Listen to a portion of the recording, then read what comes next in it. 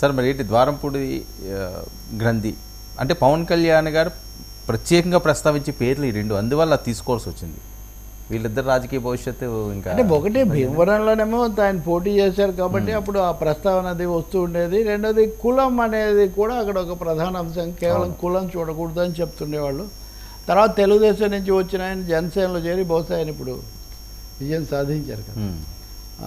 కాబట్టి చేస్తుండొచ్చు. మరి వాళ్ళను ఇక్కడ అకామిడేట్ చేయడం జరుగుతుందో అంత సులభంగా మనకు తెలియదు. వాళ్ళు ఎటు పోతారు, వాళ్ళు అడుగులేసిన దాన్ని బట్టి మనం ఆలోచించాలి.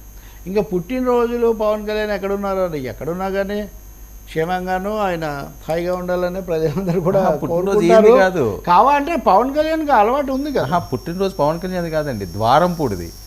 నా ఎంపైర్ ఇది కాకినాడలో, నా పుట్టినరోజు కూడా నేను లేని పరిస్థితి ఉన్నదని చెప్పి ఆయన ఏవో కన్నీళ్ళు పెట్టుకుని బాధపడ్డారట వాళ్ళ సొంత పరిస్థితి. ద్వారంపూడి పుట్టినరోజుకి ఐఎమ్ సారీ, ద్వారంపూడి పుట్టినరోజు ఆయన లేడు. ఆయన కాకినాడ ద్వారంపూడికి సీరియస్ ఆపరేషన్ ద్వారంపూడి అది సీరియస్గానే జరుగుతుంది కదా. పైగా అన్ని అవకతవకలు అవన్నీ అక్కడ ఉన్నప్పుడు అది తప్పకుండా జరుగుతుంది కదా. అంటే ఎందుకు నేను అంటే పవన్ కళ్యాణ్ కూడా కొంతమంది హెడ్డింగులు పెడుతున్నారు, ఆయన మాట వినిపించట్లేదు, ఆయన కనిపించట్లేదు ఈ పద్ధతిలో.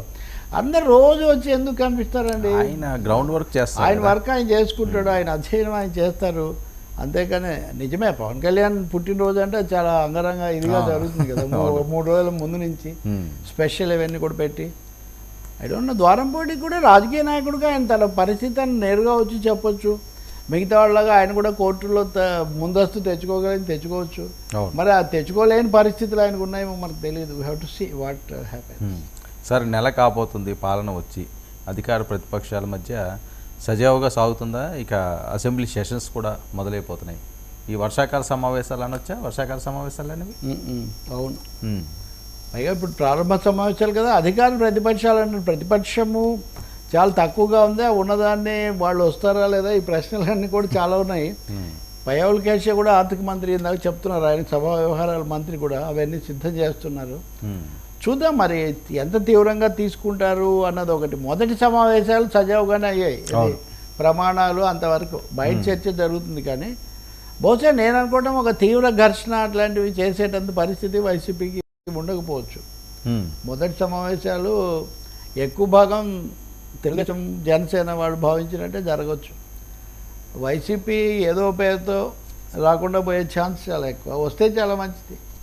కానీ జగన్ రావాల్సిన అవసరం ఉంది కదండి ఇలాంటి టైంలో. తప్పకుండా ఏ టైంలో అయినా కానీ సభకి ఎన్నికైన వాళ్ళు సభకు వచ్చి పాల్గొని పోరాడాలి లేదా బలపరచాలి. కానీ సభకే రాకపోతే ఇంకా తీర్పు ఉద్దేశం ఏముంది? సీతారామయ్య గారి మనవరాల్లో ఒక డైలాగ్ ఉంటుంది, నాగేశ్వరరావు వాళ్ళ అబ్బాయి ఉండకపోవడమే కదా సమస్య.